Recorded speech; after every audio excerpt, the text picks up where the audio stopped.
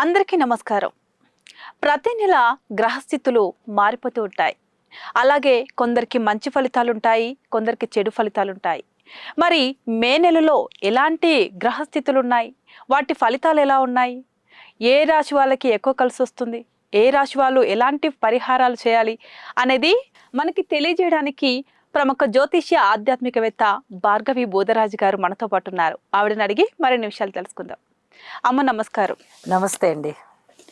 అమ్మ, నార్మల్గా ఇప్పుడు గ్రహస్థితులు మారిపోతూ ఉంటాయి కదా, మరి మే నెలలో ఏ గ్రహస్థితులు ఎలా ఉండబోతున్నాయి, వాటి ఫలితాలు ఎలా ఉంటాయి? గ్రహస్థితులు ప్రతిరోజు మారిపోయేది చంద్రుడు. 2 రోజులకి 2.5 రోజుకి మారిపోతూ ఉంటారు. మిగతా గ్రహాలన్నీ కూడా ఒక్కొక్క దానికి ఒక్కొక్క నిర్దేశితమైన సమయం ఉన్నది. గురువుగారు వచ్చేసి సంవత్సరానికి మారుతారు, శనిగారు 2.5 సంవత్సరాలకు మారుతారు, రాహుకేతువులు 1.5 సంవత్సరానికి మారుతారు, అలాగే బుధుడు నెలకి మారుతారు, శుక్రాచార్యుల వారు నెలకి మారుతారు, కుజుడు వచ్చేసి నెల 15 రోజులు పడుతుంది. ఒక్కొక్కసారి నెల నుంచి నెల 15 రోజుల మధ్యలో, అంటే పూర్తిగా అంత టైం కాకపోయినా 40-45 రోజుల మధ్యలో అని చెప్పుకోవాలి, ఆయన మారిపోతారు. ఇక రవి కూడా మనకి నెల రోజులకి ఒకసారి మారిపోతూ ఉంటారు. గ్రహస్థితులు సాధారణంగా ఇలా మారిపోతూ ఉండగా మే 1వ తారీఖు నుంచే మనం చెప్పుకుంటున్నాం కదా. మేషరాశిలో రవి బుధులు, రవి గారు ఉచ్చలో ఉన్నారు. ఇక వృషభ రాశిలో శుక్రాచార్యుల వారు ఉన్నారు, శుక్రుడు స్వస్థానం. మిథున రాశిలో గురువు గారు ఉన్నారు. సింహరాశిలో కేతు ఉన్నారు, కుంభరాశిలో రాహు ఉన్నారు. ఇక మీనరాశి వచ్చేటప్పటికి కుజుడు శని ఉన్నారు, చంద్రుడు వచ్చేసి తులారాశిలో ఉన్నారు. అంటే మే నెలకి మనము తీసుకున్నామంటే ఆ నెలకి సంబంధించి 1వ తారీఖు నాడు ఏ గ్రహ స్థితులు ఉన్నాయి అనేది చూసుకుని ఆ నెలంతా ఆ ఫలితాలు ఉంటాయి అని చెప్పుకోవడం ఒక పద్ధతి. అలాగే అమావాస్య వెళ్ళిన మరుసటి రోజున అక్కడ దగ్గర నుంచి తిరిగి మళ్ళీ అమావాస్య వచ్చే రోజు వరకు అది గ్రహస్థితులు ఎలా ఉన్నాయి అని చెప్పుకోవడం ఒక పద్ధతి. 2 పద్ధతులు నడుస్తూ ఉంటాయండి. సాధారణంగా మనము మాసం యొక్క ఫలితం అన్నప్పుడు ఏ నెలకు ఆ నెల తీసుకొని చెప్పుకోవడం పరిపాటిగా ఉంటుంది జ్యోతిష్య శాస్త్రంలో. కాబట్టి మే 1న ఉన్నటువంటి గ్రహస్థితులను మనం తీసుకున్నాము. అలాగే మే అంతానికి కూడా గ్రహస్థితి తెలియచెప్పుకొని అప్పుడు ఆ ఫలితాలని మనము తెలియచెప్పుకోవాలన్నమాట. ఓకే. బుధుడు శుక్రుడు ఇద్దరు కూడా గురువు గారితో కలిసి మిథున రాశిలో సంచరిస్తున్నారు మే నెలాఖరు వచ్చేటప్పటికి. అలాగే రవి గారేమో వృషభ రాశిలోకి వెళ్ళిపోయారు. ఇక కుజుడు మేషరాశిలో ఉన్నారు, శని గారు వచ్చేసి మీనరాశిలో ఉన్నారు, కేతు సింహరాశిలో ఉన్నారు. ఈ చంద్రుడు వచ్చేసి మనకి ఆయన మళ్ళీ తిరిగి నెల రోజులకి అనేటప్పటికల్లా వృశ్చిక రాశిలోకి వచ్చిన్నారు.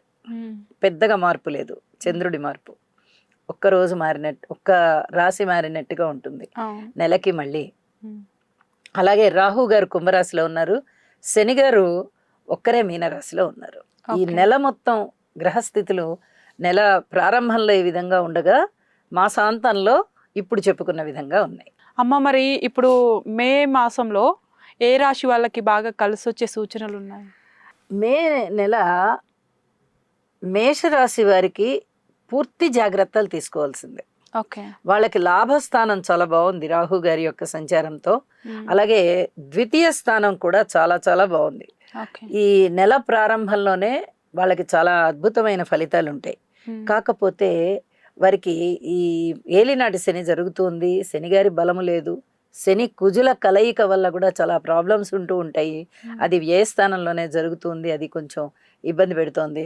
ఈ ద్వితీయ స్థానంలో శుక్రాచార్యుల వారు ఉన్నారు, చాలా మంచి మార్పులు ఉంటాయి. ఈ 2 గ్రహాల యొక్క స్థాన విశేషం వల్ల, ఆ సంచారం వల్ల అనుకోని విధంగా లాభాలు ఉండడము, మాట తీరు బాగుండడము, ఇంట్లో శుభకార్యాలు చక్కగా జరుగుతూ ఉండడము, అలాగే 7వ స్థానంలో చంద్రుని యొక్క గమనం కూడా చాలా బాగుండడంతో అనేక విధాల శుభకార్యాల నిర్వహణ ఉండడము, శుభకార్యాల గురించి ఎవరికైనా వీళ్ళు వెళ్ళి కొంచెం సహాయం చేయడము, అంటే కొంచెం బలానా వాళ్ళని మీరు పెళ్లి చేసుకోండి బాగుంటుంది అని చెప్పడము, అలా అన్నమాట. ఇద్దరు 2 గ్రూప్స్ ఉంటాయి కదా, ఏదైనా పెళ్ళిళ్ళు అలాంటి అవును. వాటన్నిటికీ.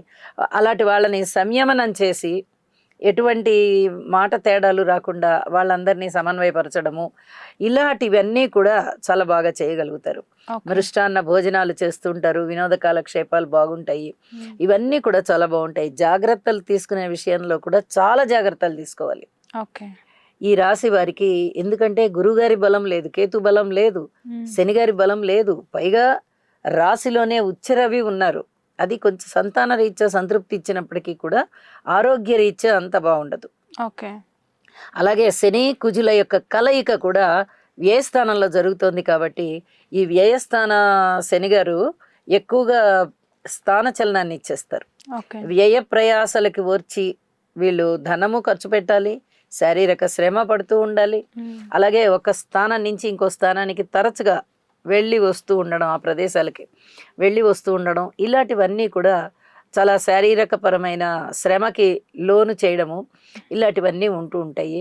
వీళ్ళు ఏదైనా అపనిందలు పడుతూ ఉంటే వీళ్ళ మీద చాలా జాగ్రత్తగా వీళ్ళు డీల్ చేసుకుంటూ వెళ్ళాలి. అలాంటివన్నీ ఏదో నన్ను ఒక మాట అనేసారు కదా అని చెప్పి వీళ్ళు కూడా వాళ్ళ మీద రివర్స్ అవ్వడమో, ఏదన్నా మాటలు అలా చెప్పడమో చేసినట్టయితే చాలా ఇబ్బందుల పాలవుతారు. ఉమ్. ఎందుకంటే 2 గ్రహాల బలాలు చాలా తక్కువగా ఉన్నాయి. ఓకే. ఇటు శనిగారి బలం లేదు, అటు గురుగారి బలం లేదు. ఓకే. 2 పెద్ద గ్రహాల బలం లేనప్పుడు ఎక్కువగా అపవాదులు అపనిందలు మొయ్యవలసి వస్తుంది.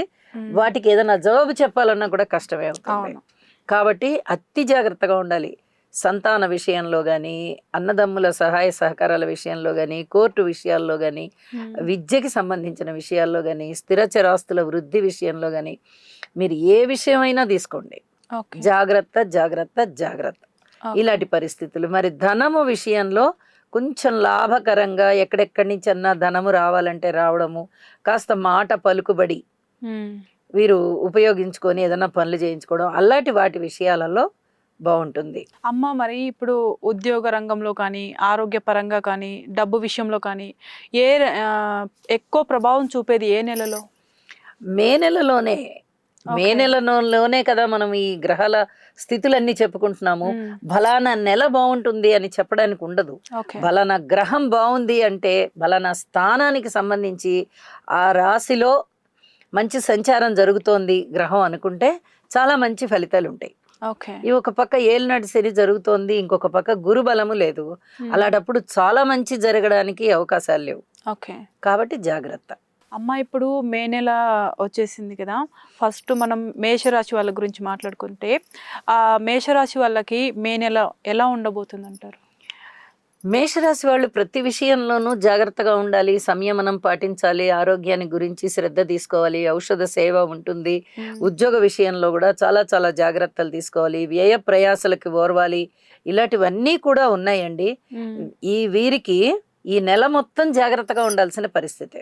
మరి ఇప్పుడు ఉద్యోగం విషయంలో అయినా, ఆరోగ్యం విషయంలో అయినా ఎలాంటి జాగ్రత్తలు తీసుకుంటే బాగుంటుంది? సంయమనం పాటించాలి. ఓకే. అలాగే ఔషధ సేవ అవసరం పడుతోంది. వీరు దీనితో పాటు ఈ భగవన్నామస్మరణ అనేటటువంటి ఔషధాన్ని కూడా తీసుకోవాలి. ఓకే. ఏ పక్క నుంచి చూసినా గ్రహస్థితులు అంత బాగా లేవు. మరి అలా ఉన్నప్పుడు దైవ ధ్యానం కూడా చాలా అవసరం. అది మానసిక ప్రశాంతతని చాలా ఎక్కువగా ఇస్తుంది. ఓకే. కాబట్టి దైవ ధ్యానం చేసుకుంటూ చక్కగా ఔషధ సేవ చేసుకున్నట్లయితే, వీలైనంత వరకు సంయమనంతో ఉన్నట్టయితే ఈ నెలంతా ప్రశాంతంగా గడిచిపోతుంది వారికి. అమ్మ, ఇప్పుడు ఈ రాశి వాళ్ళు కుటుంబ కలహాలు తగ్గాలన్నా, లేకపోతే ఆరోగ్య సమస్యలు తగ్గాలన్నా ఏమైనా పరిహారాలు ఉంటాయా చేయడానికి? తప్పనిసరిగా చేసుకోవాలండి. ఓకే. ఒకటి, జన్మ జాతకంలోని ఇప్పుడు జరుగుతున్నటువంటి దశలు అంతర్దశలు చాలా బాగున్నట్టయితే వీళ్ళు కొన్ని స్తోత్ర పారాయణాలు చేసుకోవడం, అంటే నవగ్రహాలకి స్తోత్రాలు చేసుకోవడము, అలాగే ఈ ఇష్టదేవత ఆరాధన చేయడము, శివారాధన చేయడము, ఇలాంటివన్నీ చాలా మేలు చేస్తాయి. జన్మజాతకం కూడా ఇప్పుడు ప్రస్తుతం నడుస్తున్నటువంటి దశలు అంతర్దశలు బాలేకపోయినట్టయితే ఖచ్చితంగా నవగ్రహాలకు ఒక్కసారి హోమం చేసుకోవడం చాలా చాలా మంచిది. మరి ఈ రాశి వాళ్ళకి మే నెలలో డబ్బు పరంగా చూస్తే ప్లస్ అవుతుందంటారా, మైనస్ అవుతుందంటారా? డబ్బు వస్తుంది, దానికి తగిన ఖర్చులు కూడా ఎక్కువగా ఉంటాయి. ఓకే. ఎందుకంటే వీరికి లాభస్థానం బాగుంది, ద్వితీయ స్థానం బాగుంది. ఇటు శుక్రాచార్యుల వారు బాగున్నారు, ఇటు రాహు బాగున్నారు. కానీ వీటికన్నా మించిన ఖర్చులు ఉండడానికి వ్యయస్థానంలోనే శని కుజుల కలయిక ఉంది. కోర్టు కేసులు ఉండడానికి అవకాశం ఉంది, పెద్ద మనుషుల పంచాయతీలు ఉండడానికి అవకాశం ఉంది, అలాగే అనారోగ్యం ఉండడానికి అవకాశం ఉంది, స్థాన చలనానికి అవకాశం ఉంది, అనవసరంగా ధనము ఖర్చు అవ్వడానికి కూడా అవకాశం ఉంది. 5 రూపాయలు అయ్యే చోట 10 రూపాయలు ఖర్చు అవ్వచ్చు, 5 రూపాయలు వచ్చే చోట 3 రూపాయలే రావచ్చు. ఇలాంటి పరిస్థితులు కూడా కనిపిస్తూ ఉన్నాయి.